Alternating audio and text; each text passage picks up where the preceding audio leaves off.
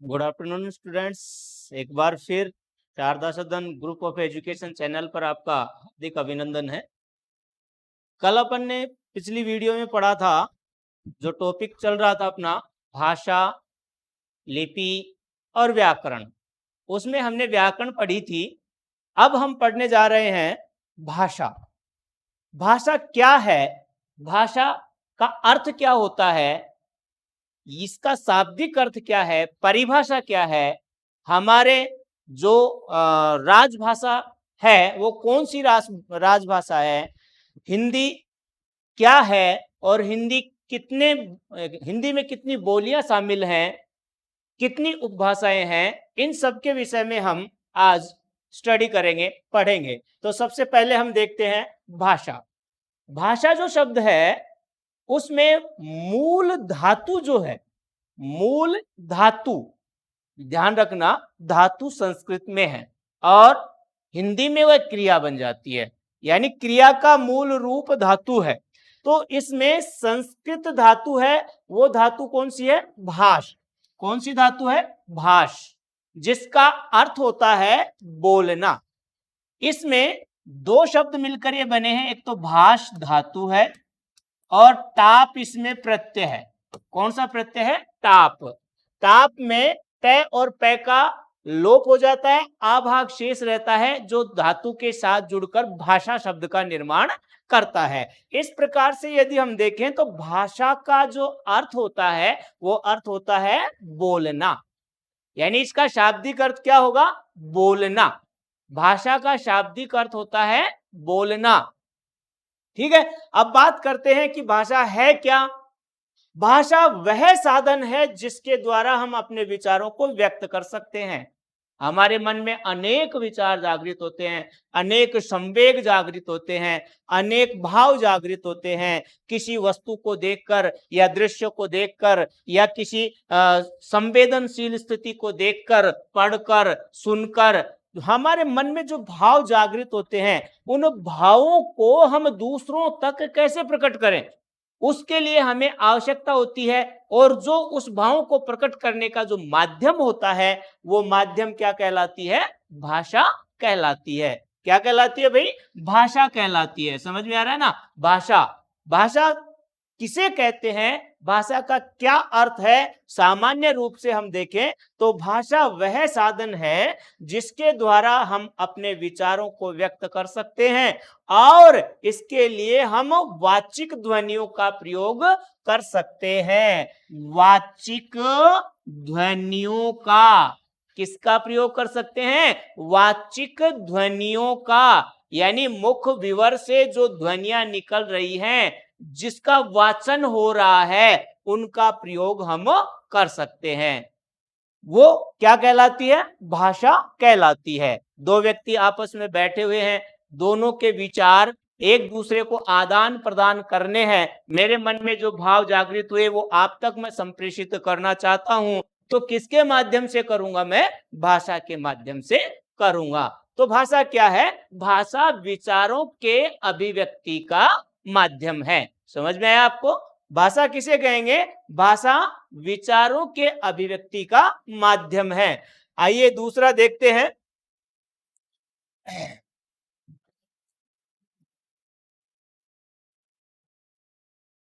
भाषा की परिभाषा क्या होती है, व्याकरणिक दृष्टि से, भाषा विज्ञान की दृष्टि से इसको परिभाषित किया गया है।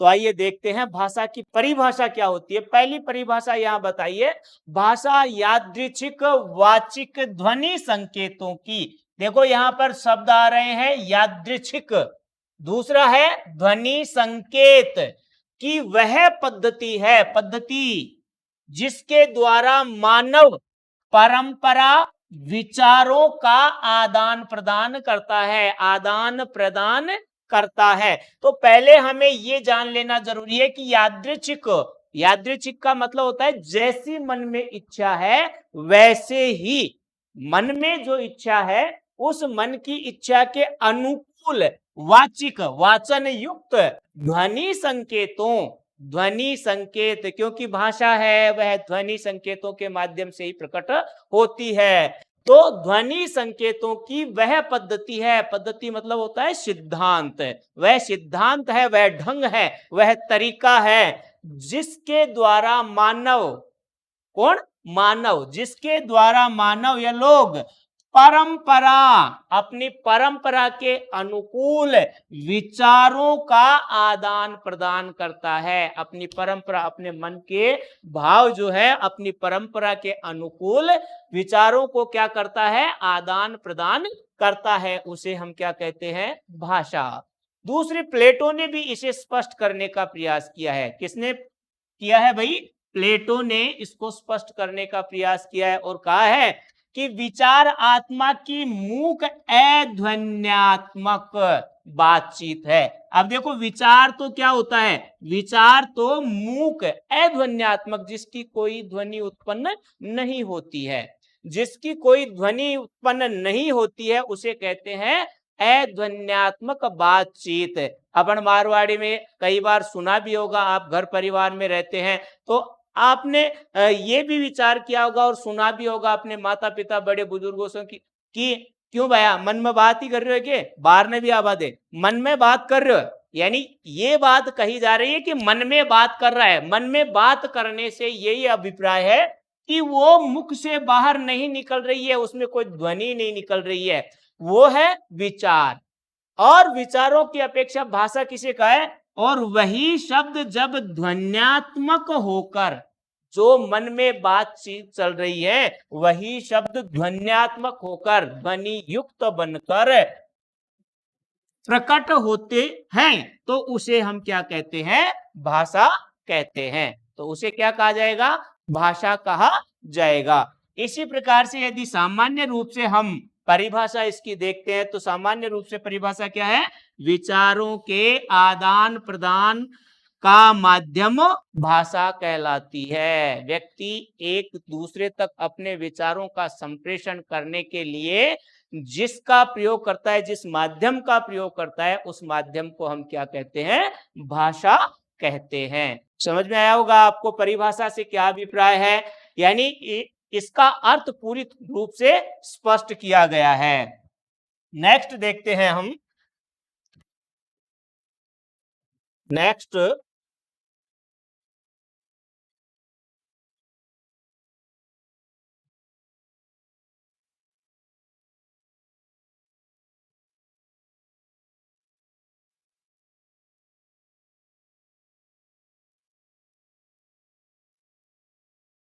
नेक्स्ट है भाषा के विविध रूप।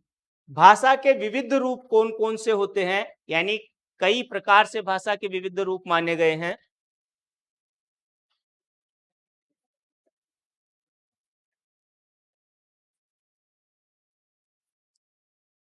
कई प्रकार से भाषा के विविध रूप माने गए हैं। आइए हम देखते हैं अब इसके विविध रूप कौन कौन से होते हैं। देखिए यहां पर सबसे पहले बताया है मातृभाषा। मातृभाषा शब्द में ही उसका अर्थ निहित होता है, इस बात का आप ध्यान रखना। मातृ, मातृ मतलब माता, माता के द्वारा जो भाषा सीखी जाती है उसे आप क्या कह सकते हैं, मातृभाषा। अब जहां इंग्लैंड में रहते हैं, इंग्लैंड के लोग अंग्रेजी बोलते हैं, उसकी वहां पर जो माता है वो भी अंग्रेजी बोलती है, तो उसका शिशु भी अंग्रेजी बोलना सीखता है, तो उसकी मातृभाषा कौन सी होगी, अंग्रेजी होगी। अर्थात कहने का मतलब माता के द्वारा सीखी गई भाषा को ही हम क्या कहते हैं, मातृभाषा कहते हैं। हम शेखावाटी इलाके में रहते हैं, हमारे यहाँ पर जो आसपास इस क्षेत्र में बोली जाने वाली नीम का थाना, बवाई, नाथा की नांगल, चला, इस आसपास के क्षेत्र में जो बोली जाती है उसे तोरावाटी कहते हैं। तो हमारे घर परिवार में जो हम बातचीत करते हैं वो तोरावाटी में करते हैं। तो बच्चा वो कौन सी भाषा सीखेगा, कौन सी भाषा सीखेगा, वो मातृभाषा सीखेगा, क्योंकि माँ तोरावाटी में बोलती है तो बेटा अपने आप ही, संतान अपने आप ही तोरावाटी बोलना सीखेगा, तो वो उसकी मातृभाषा बन जाती है। तो मातृभाषा से अभिप्राय क्या है, माता के द्वारा सीखी गई भाषा को हम मातृभाषा कहते हैं। सबसे महत्वपूर्ण जो रूप है भाषा का, सबसे महत्वपूर्ण रूप माना जाता है वो कौन सा माना जाता है, राजभाषा। राजभाषा किसे कहते हैं? अब बात आती है राजभाषा से अभिप्राय क्या है।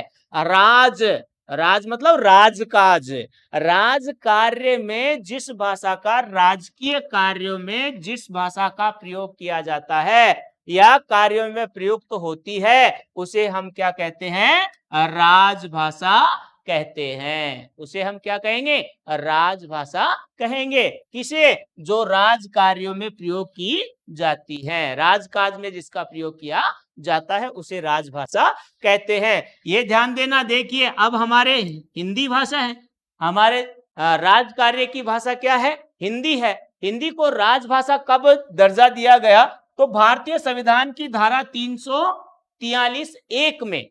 ध्यान देना, ये इंपॉर्टेंट प्रश्न बनता है आपके लिए। कई बार बड़े बड़े कंपटीशन में भी ये पूछा जाता है और आपके सिलेबस में भी, आपके पाठ्यक्रम में भी ये बार बार परीक्षा में पूछा जाता है कि भारत में हिंदी को राजभाषा का दर्जा किस अनुच्छेद के अनुसार कब दिया गया? तो ये धारा 343(1) में 14 सितंबर 1949 को हिंदी को राजभाषा घोषित किया गया। इसी कारण से आज तक भी हम 14 सितंबर को हिंदी दिवस मनाते आ रहे हैं। कब मनाते हैं हिंदी दिवस? 14 सितंबर को हम हिंदी दिवस मनाते आ रहे हैं। इसी कारण से हिंदी दिवस मनाया जा रहा है। समझ में आ गया आपको हिंदी दिवस कब मनाया जाता है? अब अगला देखते हैं हम।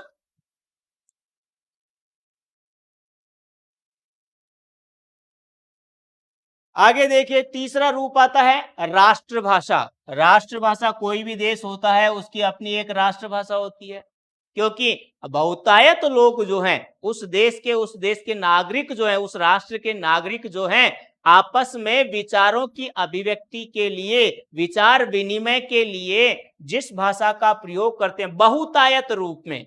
किस रूप में? बहुतायत, यानी बहुत ज्यादा रूप में जिस भाषा का प्रयोग करते हैं वो भाषा क्या कहलाती है? राष्ट्रभाषा कहलाती है। अर्थात कह सकते हैं किसी राष्ट्र के बहुतायत लोग अपने विचारों की अभिव्यक्ति के लिए जिस भाषा का प्रयोग करते हैं वह क्या कहलाती है? राष्ट्रभाषा कहलाती है। ध्यान देना, राष्ट्रभाषा किसे कहते हैं? अब हमारे मन में प्रश्न ये उठता है कि क्या हिंदी हमारी राष्ट्रभाषा है? हिंदी हमारी राष्ट्रभाषा है ऐसा संविधान में कहीं उल्लेखित नहीं किया गया है, क्योंकि हिंदी को राजभाषा का दर्जा प्राप्त है। हमारा देश तो वैसे विविधता वाला देश है, यहाँ पर अनेक भाषाएं बोली जाती हैं, अनेक धर्मावलंबी रहते हैं।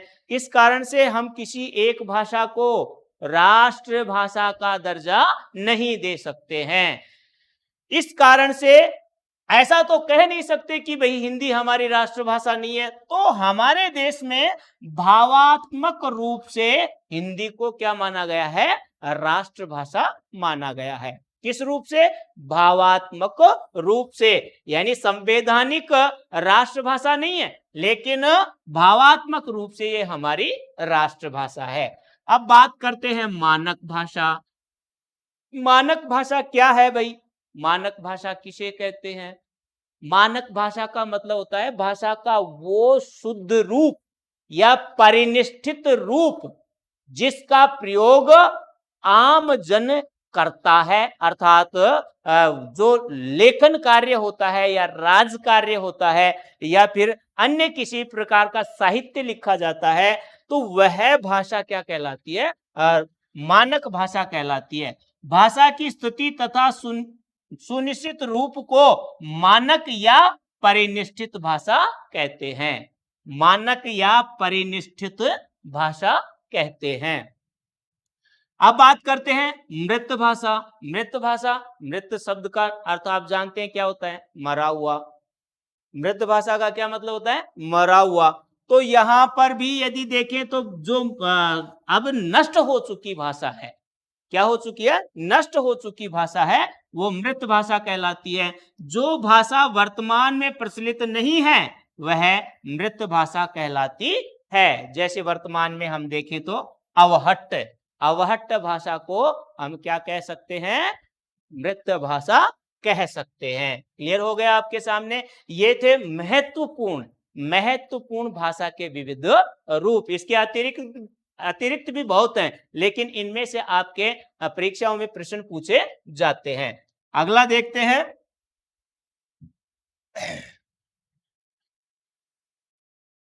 अगला देखिए, हिंदी भाषा। अब बात करते हैं हिंदी भाषा की। हिंदी भाषा एक प्रकार से हम कह सकते हैं कि ये एक खिचड़ी भाषा है। खिचड़ी भाषा, चावल मूंग दाल सब कुछ उसमें मिला मिलू के हम खिचड़ी पका लेते हैं। वैसे ही इस भाषा में अनेक बोलियां शामिल हैं, अनेक यहाँ पर वो उपभाषाएं शामिल हैं, जिसमें मुख्य रूप से कितनी भाषाएं शामिल, उपभाषाएं शामिल हैं? 5 उपभाषाएं शामिल हैं और इसमें 18 बोलियां हैं। इतने बोलियों का ये समूह है क्या? हिंदी भाषा, जिसमें 5 उपभाषाएं। 5 उपभाषाएं कौन सी हैं? पश्चिमी हिंदी, पूर्वी हिंदी, राजस्थानी हिंदी, बिहारी हिंदी और पहाड़ी हिंदी। 5 उपभाषाएं हैं। कौन कौन सी? पश्चिमी हिंदी, पूर्वी हिंदी, राजस्थानी हिंदी, बिहारी हिंदी और पहाड़ी हिंदी। अब आप ये कहेंगे कि सर उपभाषा से क्या अभिप्राय है? उपभाषा का मतलब होता है वो एक प्रांत या एक क्षेत्र विशेष में जो विचारों के आदान प्रदान का माध्यम होती है, वो भाषा उपभाषा कहलाती है। तो यहां पर 5 ग्रुप हैं, 5 उपभाषाएं हैं हिंदी में। इसमें 18 बोलियां। वो 18 बोलियां कौन कौन सी हैं? यहां पर देखिए, पश्चिमी हिंदी में कौन कौन सी बोली जाती हैं? ब्रज भाषा, बुंदेली, हरियाणवी, खड़ी बोली, कन्नौजी। ये तो किस में आती है? पश्चिमी हिंदी में आती हैं। पूर्वी हिंदी में देखते हैं तो अवधी, बघेली, छत्तीसगढ़ी, ये किसके अंतर्गत आती हैं? पूर्वी हिंदी में। राजस्थानी हिंदी में देखते हैं तो मेवाती, मालवी, जयपुरी, मारवाड़ी और हाड़ौती, ये आती हैं आपके राजस्थानी हिंदी में। बिहारी हिंदी में आती हैं भोजपुरी, मैथिली, मगही और पहाड़ी हिंदी में आती हैं कुमाऊनी, गढ़वाली। इस प्रकार से 18 बोलियां हैं। टोटल कितनी बोलियां हैं? 18 बोलियां हैं। ब्रज यूपी और राजस्थान के कुछ हिस्से में, जो यूपी के बॉर्डर पे लगता है, उस हिस्से में ब्रज भाषा लिखी जाती है। यदि हम देखते हैं ना, तो पश्चिमी हिंदी समूह में सबसे ज्यादा साहित्य जो मिलता है ना, वो या तो ब्रज भाषा में मिलता है या खड़ी बोली में मिलता है। वर्तमान में खड़ी बोली में मिलता है और आदिकाल, भक्ति काल में और रीति काल में ब्रज भाषा में मिलता है।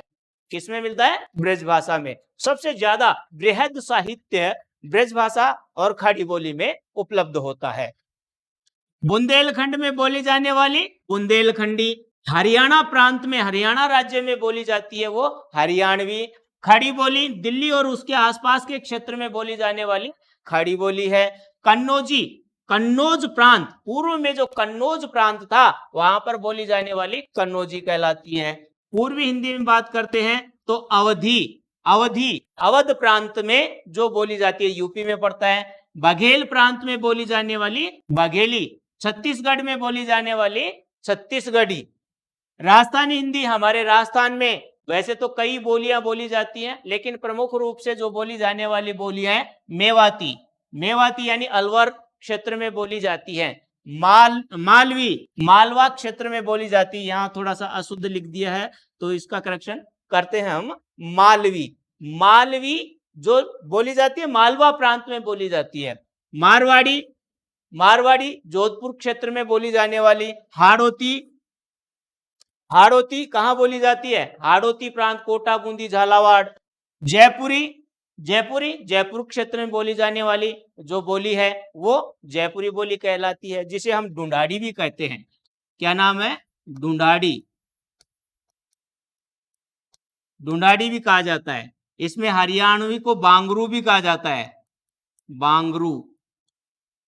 हरियाणवी को बांगरू भी कहा जाता है। ठीक है, ये ध्यान रखना। अब बात करते हैं बिहारी हिंदी। बिहार राज्य में बोली जाने वाली 3 मुख्य बोलियां हैं। भोजपुरी, आजकल आप सिनेमा भी दिखते हैं, भोजपुरी सिनेमा काफी हद तक ये आ रहा है टेलीविजन पे। मैथिली, मिथिला प्रांत में, जो बिहार में पड़ता है, मिथिला प्रांत में बोली जाने वाली मैथिली, और मगही, मगध प्रांत में बोली जाती है। कुमाऊनी, पहाड़ी हिंदी, पहाड़ी क्षेत्र में, पहाड़ी प्रांतों में बोली जाने वाली प्रमुख यहाँ 2 बोलियां हैं, कुमाऊनी और गढ़वाली। इन सब बोलियों का संग्रह कौन सी है? हिंदी भाषा है। समझ में आ गया आपको? हिंदी भाषा 5 उपभाषाओं का समूह है और 18 बोलियों का समूह है। भारत में 10 राज्यों में, कितने राज्यों में? 10 राज्यों में यह राज्य भाषा है, राज्य भाषा के रूप में दर्जा प्राप्त है। कौन? हिंदी। यानी 10 राज्यों में यह राज्य भाषा घोषित की जा चुकी है। 10 राज्य हैं, ध्यान रखना, ये प्रश्न भी इंपॉर्टेंट प्रश्न है आपके लिए। चलो नेक्स्ट बात करते हैं।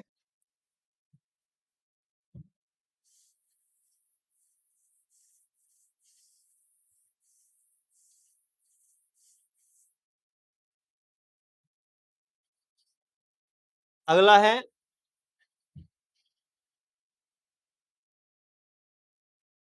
लिपि। लिपि भाषा के लिखित रूप को हम लिपि कह सकते हैं। लिपि कहते किसे हैं? किसी भाषा के निश्चित ध्वनि चिन्हों के लिखित रूप को हम लिपि कहते हैं। किसी भाषा के निश्चित ध्वनि चिन्हों को के लिखित रूप को, यहां ध्यान देना, क्या कहा जा रहा है? निश्चित ध्वनि चिन्हों के लिखित रूप को हम क्या कहते हैं? लिपि कहते हैं। लिखित रूप को ध्यान रखना। हमारी जो हिंदी भाषा है वो कौन सी लिपि में लिखी जाती है? देवनागरी लिपि में लिखी जाती है। कौन सी लिपि में? देवनागरी लिपि में। सबसे पहले जो उद्भव हुआ वो 2 लिपियों का ही उद्भव हुआ था। एक तो थी ब्राह्मी लिपि, ब्राह्मी, और एक थी खरोष्ठी, खरोष्ठी लिपि। 2 लिपियां ही थी, खरोष्ठी और ब्राह्मी लिपि।